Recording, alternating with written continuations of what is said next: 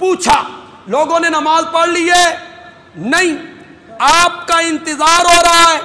आपने फरमाया लोगों से कहो मेरा इंतजार न करें, मुरू अबा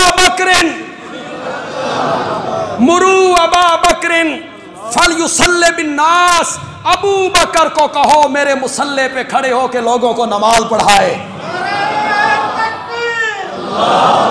मालूम होता है मेरे प्यारे पैगंबर किसकी खिलाफत लिखवाना चाहते थे।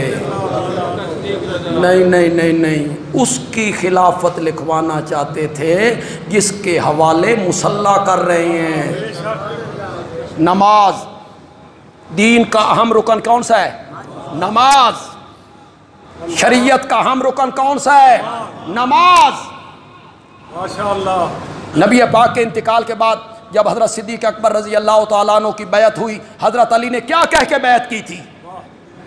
माशाअल्लाह माशाअल्लाह। हवाला ना हो, जो मर्जी सजा दो। हजरत अली ने यह कह कर बैत की थी, जिस अबू बकर को मेरे नबी ने हमारे दीन का इमाम बनाया है, मैं दुनिया के उमूर में भी उसी को अपना इमाम मानता हूं।